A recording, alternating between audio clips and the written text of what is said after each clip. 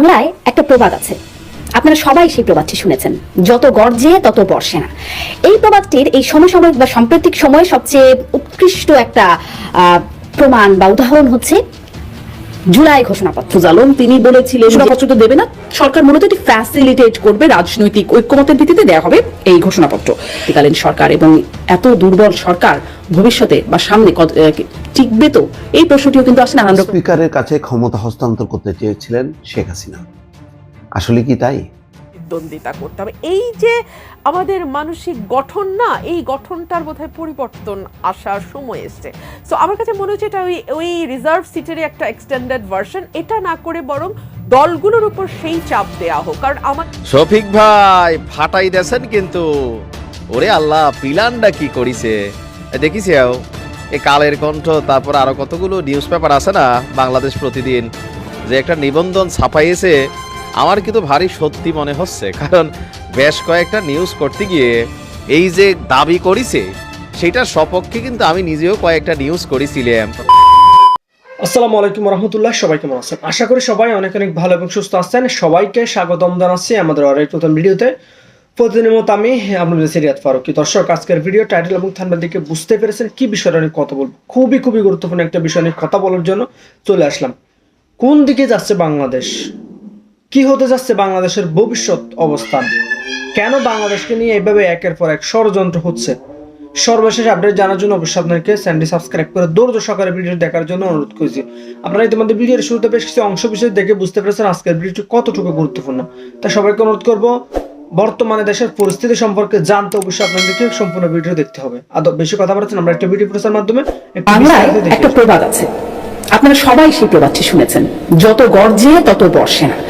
এই প্রবাদটির এই সমসাময়িক বা সাম্প্রতিক সময়ে সবচেয়ে উৎকৃষ্ট একটা প্রমাণ বা উদাহরণ হচ্ছে জুলাই ঘোষণাপত্র, যেটি বৈষম্য বিরোধী ছাত্র আন্দোলনের পক্ষ থেকে বলা হয়েছিল 31শে ডিসেম্বরই ঘোষণা করা হবে জুলাই ঘোষণাপত্র, এবং সেই ঘটনা প্রবাহটা আপনারা জানেন। তারপরে খুব ছোট্ট করে আলোচনার স্বার্থে একটু আপনাদেরকে বলি যে হঠাৎ করে ছাত্ররা বলল যে 31শে ডিসেম্বর হবে জুলাই ঘোষণাপত্র দেয়া হবে, আয়োজনের সব প্রস্তুতিও তাদের একদম সম্পন্ন। তারপরে সরকার বলল, মানে সরকার যখন আগে বলেছিল যে এটি প্রাইভেট ইনিশিয়েটিভ, এই ঘোষণাপত্রটির সাথে সরকারের কোনো সম্পর্ক নেই, পরে সরকার বলল এই উদ্যোগটি সরকারই নেবে, পরে ঘোষণাপত্রটি আর দিল না সেই সময় 31শে ডিসেম্বর বৈষম্য বিরোধী ছাত্ররা।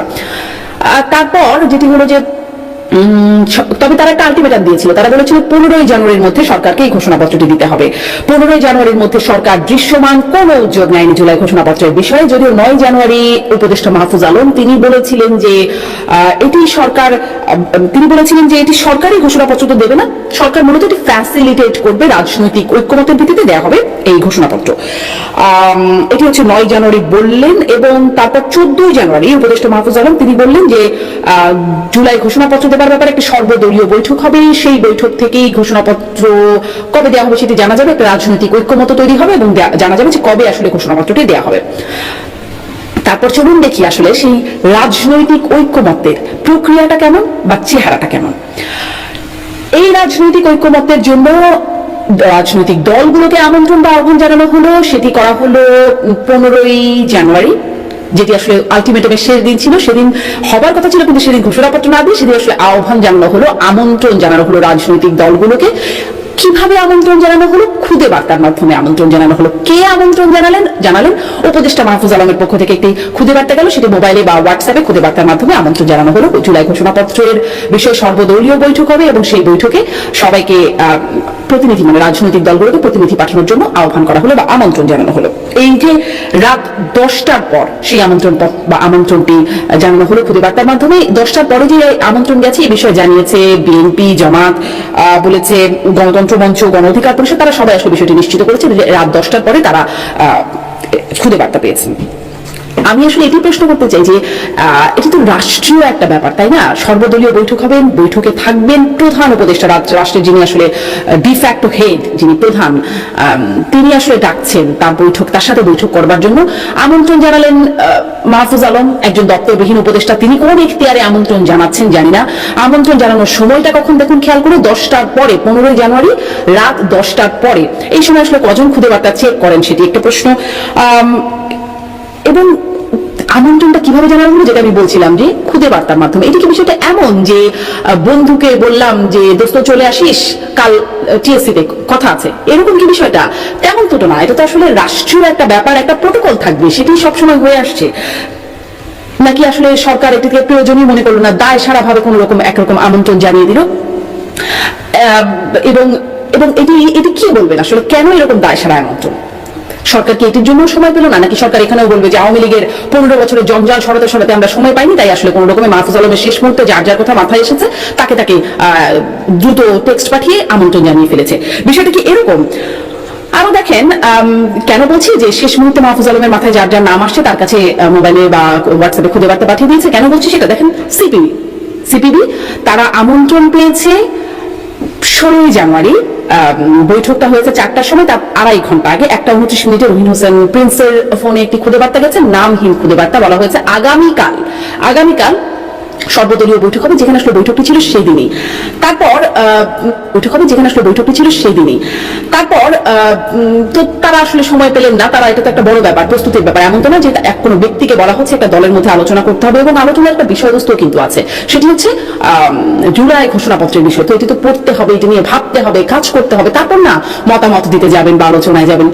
সেই জন্য যথেষ্ট সময় পাননি, যাননি। সিপিবির পক্ষ থেকে কেউ সেটি সিপিবি জানিয়েও দিয়েছে, যায়নি বাসদ, যায়নি কর্নেল অলি আহমেদের নেতৃত্বে এলডিপি। তারপর দেখুন, 12 দলীয় জোটের পক্ষ থেকে সংবাদ সম্মেলন করে জানানো হচ্ছে যে তারা আসলে আমন্ত্রণই পাননি, এবং এ কারণে তারা আশাহত হয়েছেন। এই বিষয়টিও তারা জানাচ্ছেন যে তারা আমন্ত্রণই পাননি। তাহলে একটু খেয়াল করে দেখুন, আগেই তো বাদ গেছে এইসব জাতীয় ঐক্য প্রক্রিয়া থেকে, আগেই বাদ গেছেন ক্ষমতাচ্যুত আওয়ামী লীগ, তার যারা দোষর বলে পরিচিত বা অভিযুক্ত জাতীয় পার্টি, তার 14 দলীয় জোট, তাদের সাথে কেউই কিন্তু জাতীয় ঐক্য প্রক্রিয়া বা এই প্রক্রিয়াগুলোতে আমন্ত্রণ পাচ্ছেন না। এখন তার সাথে আরো বাসদ, সিপিবি, 12 দলীয় জোট, অর্থাৎ হিসেব করে দেখা যাবে যে বৈঠকে সর্বদলীয় বলা হচ্ছে যে বৈঠকটাকে, সেখানে যারা যোগ দিলেন তার চেয়ে যোগ না দেওয়া দলের সংখ্যাটাই আসলে বেশি। এবং তারপর দেখুন যারা গেলেন, কারা গেলেন বিএনপির পক্ষ থেকে গেলেন বিএনপির স্থায়ী কমিটির সদস্য সালাউদ্দিন আহমেদ, এবং জামাতের পক্ষ থেকে গেলেন জামাতের সেক্রেটারি জেনারেল। কিন্তু কথা হচ্ছে যে জামাতের আমির তিনি যাননি বিএনপির বাংলাদেশের শীর্ষ নেতা তারেক রহমান এবং বেগম জিয়া, তারা লন্ডনে অবস্থান করছেন। বাংলাদেশে যিনি শীর্ষ নেতা আছেন বিএনপি মহাসচিব মির্জা ফখরুল ইসলাম আলমগীর, তিনিও যাননি। প্রধান উপদেষ্টা একটি বৈঠকে আছেন, বৈঠকটি ডাকছেন, কিন্তু সেখানে সাড়া দিলেন না দলগুলোর শীর্ষ ব্যক্তিত্ব। এখানেই আসলে তারাও একটা বার্তা দিলেন কিনা যে আসলে কতটা গুরুত্ব তারা এই বৈঠকের প্রতি দিচ্ছেন, নাকি দায় সারা আমন্ত্রণে দায় সারা দেয়া হলো। যেমন গুরুত্ব মানে অগুরুত্বপূর্ণ হয়ে উঠলো কিনা, এবং ডক্টর ইউনূসও কি আসলে গুরুত্ব হারালেন কিনা, কারণ তার বৈঠকে শীর্ষ পর্যায়ের ব্যক্তিরা আসলেন না। বিএনপি তো আসবে কি আসবে না সেটি নিয়ে একটা দোলাচল ছিল, একটা সারাদিন ভর এটি নিয়ে আলোচনা ছিল যে বিএনপি যাবে কি যাবে না সেটি নিয়ে সন্দেহ শেষ পর্যন্ত জানা গেল, এবং শুধুমাত্র সালাউদ্দিন আহমেদ একজনই বৈঠকে প্রতিনিধিত্ব করেছেন। তারপর দেখুন ঘোষণাপত্র, মানে জুলাই বিপ্লবের ঘোষণাপত্র নিয়ে সর্বদলীয় বৈঠক শেষে সরকারের পক্ষ থেকে জানানো হলো যে ঘোষণাপত্র প্রণয়নের বিষয়ে একটা ঐক্যমত্য হয়েছে। আসিফ নজরুল আইন উপদেষ্টা, তিনি বৈঠক থেকে বেরিয়ে বললেন, বৈঠকে জুলাই ঘোষণাপত্র প্রণয়নের ব্যাপারে ঐক্যমত্য প্রকাশ করা হয়েছে। সবাই বলেছেন এই ধরনের ঘোষণাপত্র দরকার আছে। আসলে কি তাই বললেন? কারণ বৈঠক থেকে বেরিয়ে বিএনপি প্রতিনিধি সালাউদ্দিন আহমেদ তিনি বললেন, আমরা প্রশ্ন করেছি, আবারও আমি কোট করি, আমরা প্রশ্ন করেছি যে জুলাই গণঅভ্যুত্থান এর 5.5 মাস পর ঘোষণাপত্রের প্রয়োজন ছিল কিনা, যদি থাকে তাহলে তার রাজনৈতিক, ঐতিহাসিক ও আইনি গুরুত্ব নির্ধারণ করতে বলেছি। তাহলে প্রয়োজন আছে কিনা সেই বিষয়টি তো প্রশ্ন করছেন, ঐক্যমত্যটা হলো কোথায়? বিএনপি জিজ্ঞাসা করছে যে এখন আসলে জুলাই ঘোষণাপত্রের প্রয়োজনই আছে কিনা, প্রয়োজনীয়তাই তারা খুঁজে পাচ্ছে না, সেখানে সরকার জানিয়ে দিল ঐক্যমত্য হয়ে গেছে। আসলে সেখানে যার কারণে প্রশ্নটি জাগে পুরোপুরি ঐক্যমত্যটা হলো কোথায়। দেখুন বৈঠকে ডক্টর ইউনূস বলছেন রাজনৈতিক ঐক্যমত্য না হলে ঘোষণাপত্রের দরকার নাই। আমার তো মনে হয় সেটি আসলে ঘোষণাপত্রের পরিণতি, যে রাজনৈতিক ঐক্যমত্য হবে না, যতগুলো ধারা দেখেছি তার মধ্যে এবং যেরকম প্রতিক্রিয়া রাজনৈতিক দলগুলোর কাছ থেকে অন্ততপক্ষে বৈঠকেই দেখা যাচ্ছে, তাতে বোঝা যাচ্ছে যে রাজনৈতিক ঐক্যমত্য হবে না, এবং রাজনৈতিক ঐক্যমত্যরা হবে এই জুলাই ঘোষণাপত্রটিও হবে না। আর যদি হয়ও সেটি ছাত্রদের পক্ষ থেকে একটু গুরুত্বহীন দলিল হিসেবেই হয়তো আসবে, অন্তত সেটি আমার দৃষ্টিতে বা আমার মূল্যায়ন তেমনটি, আমার অন্তত তাই মনে হয়। সেই গুরুত্বের জায়গায় জিজ্ঞাসা করতে চাই যে আসলে গুরুত্বটা পাবে কেন।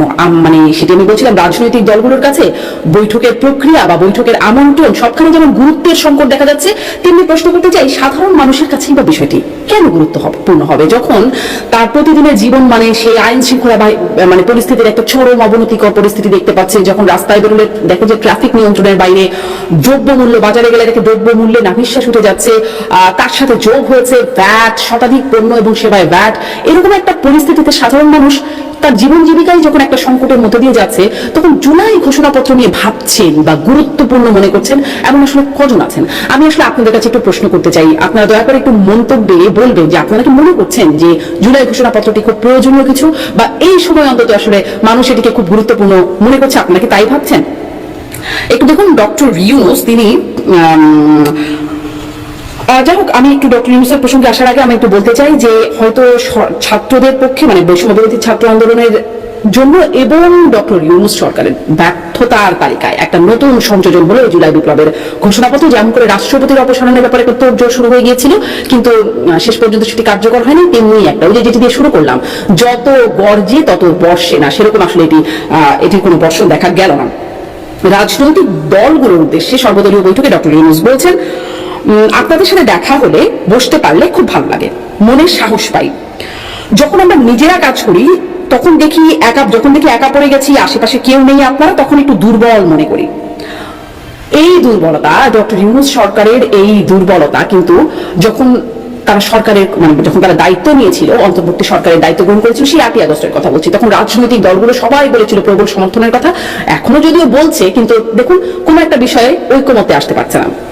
রাষ্ট্রপতি অপসারণ থেকে শুরু করে জুলাই ঘোষণাপত্র, সংবিধান সংস্কার, এরকম নানা প্রসঙ্গে তাদের ঐক্যমতের একটা ঘাটতি দেখা যাচ্ছে। হয়তো আলোচনার কথা বলা হচ্ছে যে যারা আসলে এটাকে ইতিবাচক ভাবে দেখার চেষ্টা করছেন, বলছেন গণতন্ত্রের সৌন্দর্যই এখানে যে নানান রকম মত থাকবে, কিন্তু সেই মতের ঐক্যমতের অভাব। ডক্টর ইউনূস বলছেন যে ঐক্যমতই তাদের শক্তি, ঐক্যই তাদের শক্তি। এখন সেখানে ঐক্যমতের যে একটা প্রচন্ড অভাব দেখা যাচ্ছে, সেটি তো স্পষ্টতর মানে স্পষ্ট হচ্ছে। তাহলে দুর্বল, ডক্টর ইউনূস যখন বলছেন যে দুর্বল বোধ করি যখন আসলে ঐক্যমতের অভাব দেখা যায়, যখন এত বিষয় অনৈক্য দেখা যায়, তখন আসলে এটি তো বোঝাই যায় যে দুর্বল থেকে দুর্বলতর হয়ে উঠছেন ডক্টর ইউনূসের অন্তর্বর্তীকালীন সরকার। এবং এত দুর্বল সরকার ভবিষ্যতে বা সামনে টিকবে তো, এই প্রশ্নটিও কিন্তু আছে।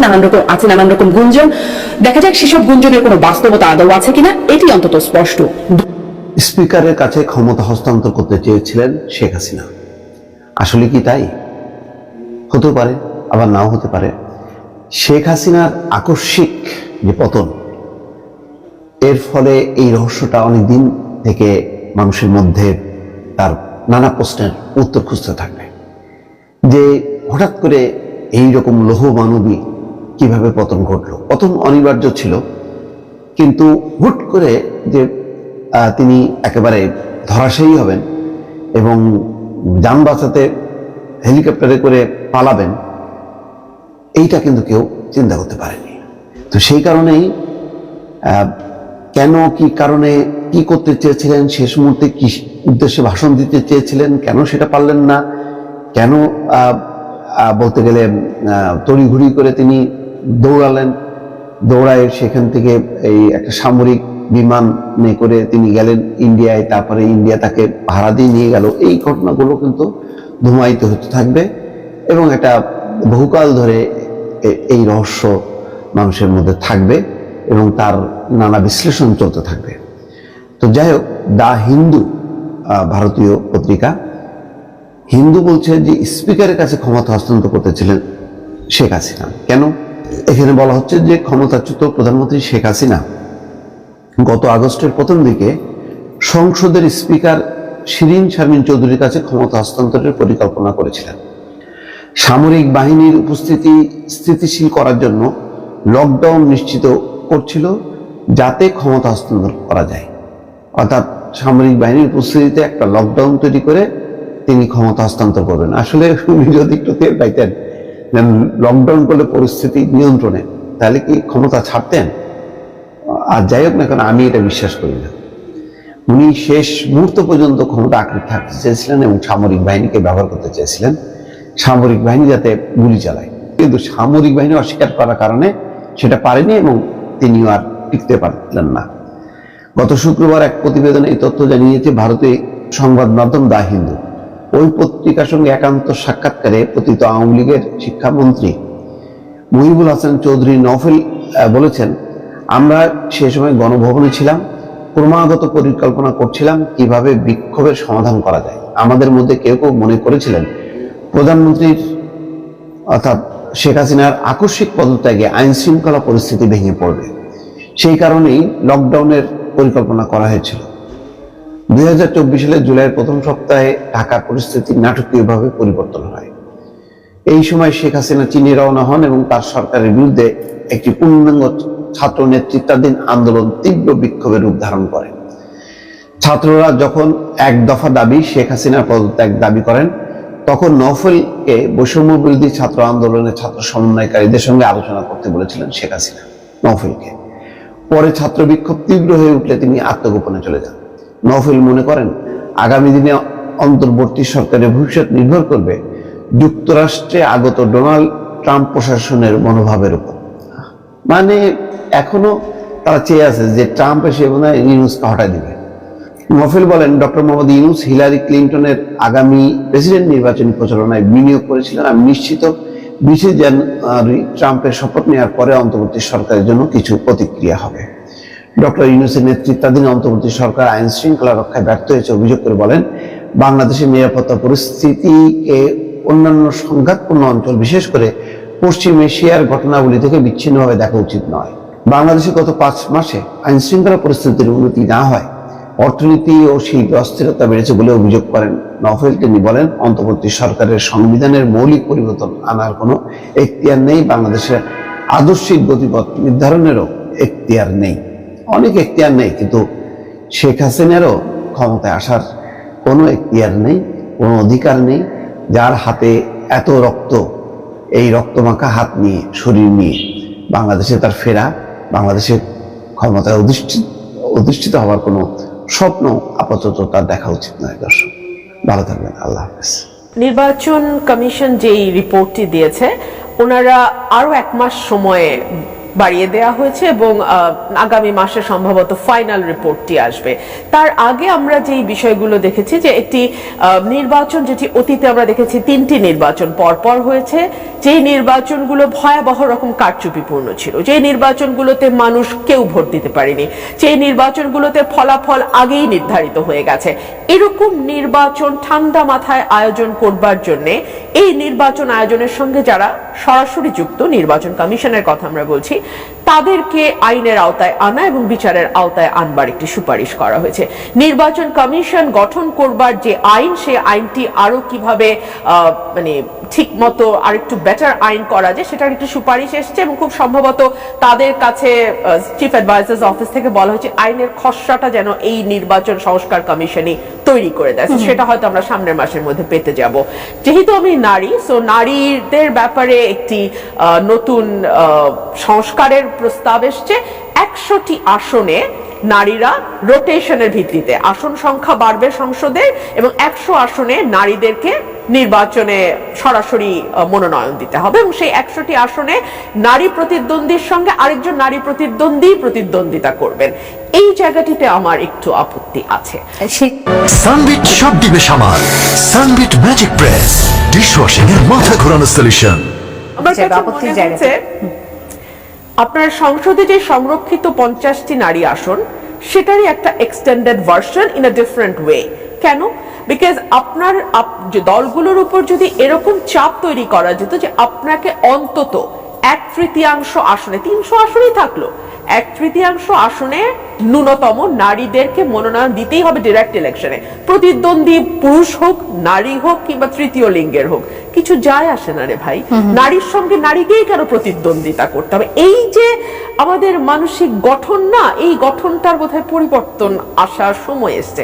সো আমার কাছে মনে হচ্ছে এটা ওই রিজার্ভ সিটের একটা এক্সটেন্ডেড ভার্সন। এটা না করে বরং দলগুলোর উপর সেই চাপ দেয়া হোক, কারণ আমাদের দলগুলো, বিএনপি, আওয়ামী লীগের মতন বড় রাজনৈতিক দলগুলোতে নারী প্রতিদ্বন্দ্বী হতে পারে এমন নারীর সংখ্যা কিন্তু অনেক।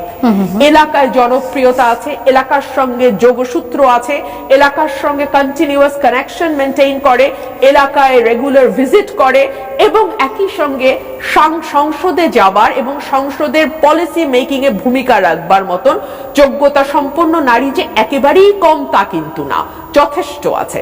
সো এই নারীদেরকে যদি আপনি একটু পুশ করেন, তাহলে দলগুলোকে একটু পুশ করেন, তাহলে কিন্তু নারীরা উঠে আসতে পারে। অর্থাৎ সেই দলগুলোর জায়গাটাতে কাজ করার মনোভাবটা আগে চেঞ্জ করতে হবে নারীদের প্রতি এবং সুযোগ সৃষ্টি করে দিতে সুযোগ হবে। সৃষ্টি করে দেওয়ার একটা বিষয়। আর সংবিধান সংস্কার কমিশন তো অনেকগুলো সংস্কারের প্রস্তাব এনেছে, সেখানে দ্বিকক্ষ বিশিষ্ট সংসদের কথা আছে, সেখানে একজন ব্যক্তি দুবারের বেশি প্রধানমন্ত্রী হতে পারবেন না সেটি আছে, রাষ্ট্রপতি প্রধানমন্ত্রীর ক্ষমতার ভারসাম্য এবং একই সাথে রাষ্ট্রপতি যাতে সরাসরি নির্বাচনের মধ্যে দিয়ে আসেন সেই জায়গাটা আছে। It is very important because আপনারা দেখেন আমাদের 53 বছর আমরা কি দেখেছি, আমরা দেখেছি যে রাষ্ট্রপতি প্রধানমন্ত্রী যা বলেন সেটাই একো করেন, এর বেশি এর বাইরে আমরা রাষ্ট্রপতিদের কোনো ভূমিকা রাখতে দেখি না।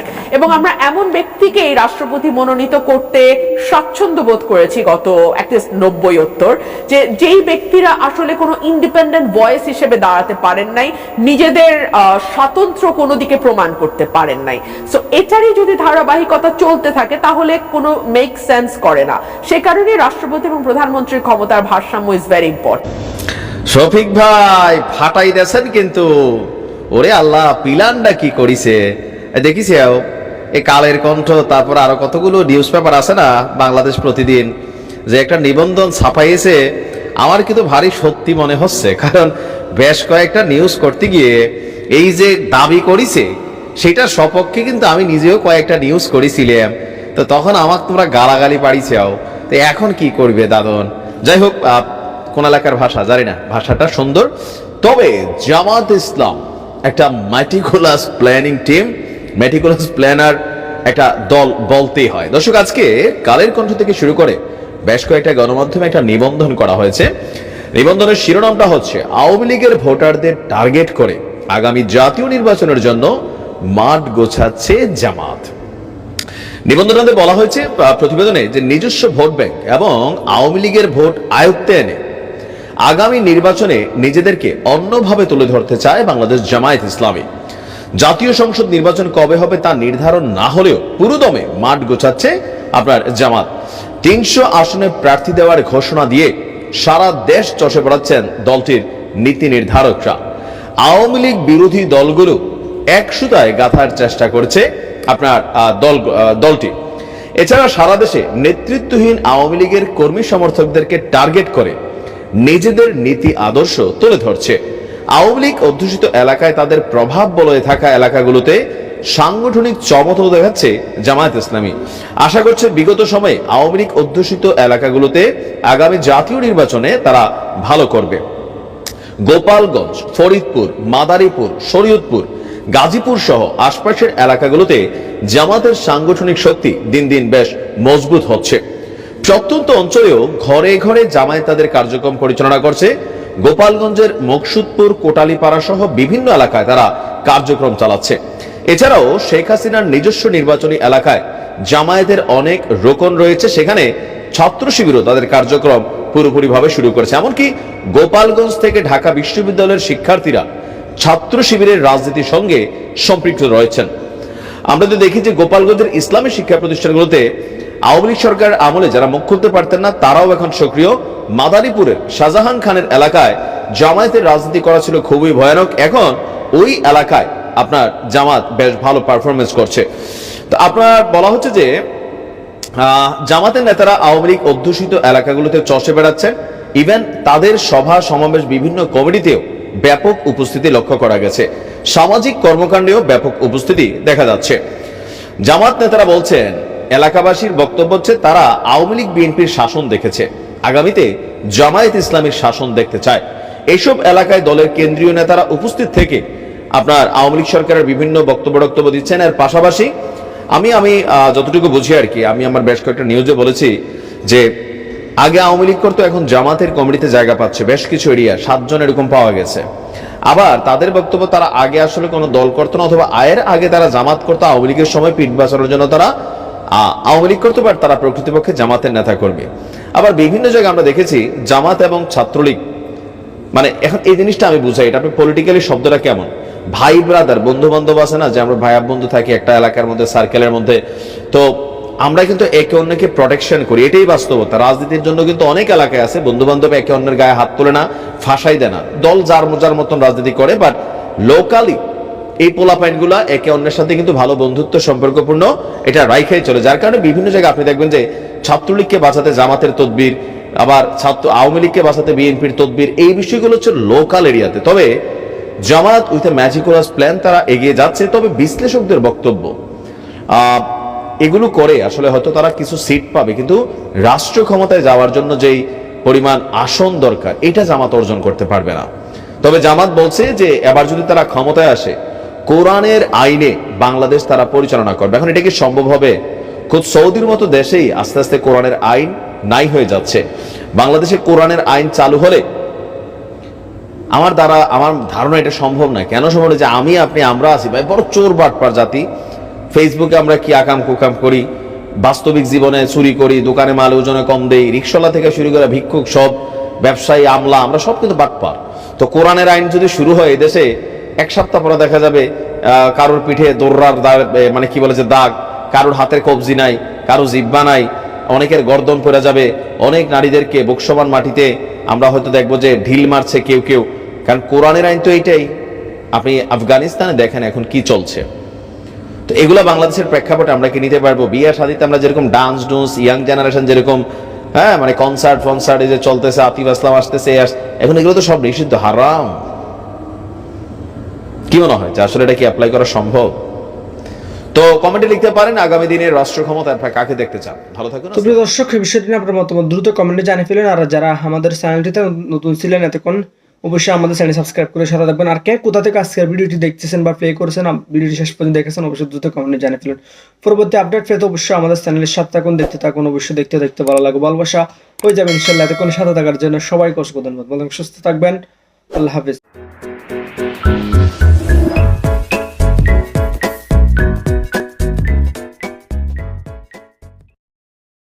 শেখ হাসিনা ও জয়ের ডলার পাচারের অভিযোগ অনেকটাই সত্য বলছেন দুদক চেয়ারম্যান। সাবেক প্রধানমন্ত্রী শেখ হাসিনা ও তার ছেলে সজীব ওয়াজেদ জয়ের বিরুদ্ধে যুক্তরাষ্ট্রে $300 মিলিয়ন পাচারের অভিযোগ অনেকটাই সত্য। একথা জানিয়েছে দুর্নীতি দমন কমিশনের দুদক চেয়ারম্যান ডক্টর মোহাম্মদ আব্দুল মোমেন। বলেছেন তাদের বিরুদ্ধে তদন্ত করে ব্যবস্থা নেওয়া হবে। রোববার 22 সেপ্টেম্বর বিকেলে প্রথম গণমাধ্যম কর্মীদের সঙ্গে মতবিনিময় সভায় দুদক চেয়ারম্যান এসব কথা বলেন। সাংবাদিকদের সাথে মতবিনিময়ে দুদক চেয়ারম্যান বলেন, এ সময় দুদকের বিরুদ্ধে নানান অভিযোগ যৌক্তিক জানিয়ে প্রভাব মুক্তভাবে স্বচ্ছ তদন্ত করার প্রতিশ্রুতি দেন দুদক চেয়ারম্যান। টানা 15 বছর ক্ষমতাকে কুক্ষিগত করে দেশকে দুর্নীতির এক স্বর্গরাজ্য গড়ে তুলেছিলেন আওয়ামী লীগ সরকার। দলের প্রভাব কাটিয়ে বিভিন্ন প্রকল্প ভাগিয়ে নিয়ে দুর্নীতি আর টাকা পাচারের প্রতিযোগিতায় নেমেছিল আওয়ামী লীগের তৃণমূল নেতাকর্মী থেকে শুরু করে হাইকমান্ড পর্যন্ত। গণঅভ্যুত্থানে সাবেক শেখ হাসিনার পতনের পর তাদের দুর্নীতির ফিরিস্তি বের হচ্ছে প্রতিদিনই। তাদের দুর্নীতির এই মহাযজ্ঞে সাবেক প্রধানমন্ত্রী শেখ হাসিনা ও তার ছেলে সজীব ওয়াজেদ জয়ও পিছিয়ে নেই। দেশ থেকে $300 মিলিয়ন যুক্তরাষ্ট্রে পাচার অভিযোগ রয়েছে তাদের বিরুদ্ধে। বিষয়টি আমলে নিয়ে তদন্ত শুরু করেছে দুদক। সবাই সাংবাদিকদের এই সংস্থার নানান অনিয়ম সংস্থাকে কুক্ষিগত করা ও কর্মকর্তাদের দুর্নীতির বিষয়টি সামনে এনে নতুন কমিশনের অবস্থান জানতে চাইলে কমিশনাররা বলেন, কারো ভয়ভীতি দুদকের তদন্ত প্রভাবিত করতে পারবে না বলে জানান কমিশনার ব্রিগেডিয়ার জেনারেল অব হাফিজ আহমেদ ফরিদু, কমিশনার মিয়া মোহাম্মদ আলী আকবর। দর্শক ভিডিওটি ভালো লাগলে অবশ্যই শেয়ার করে দিবেন। ধন্যবাদ সবাইকে।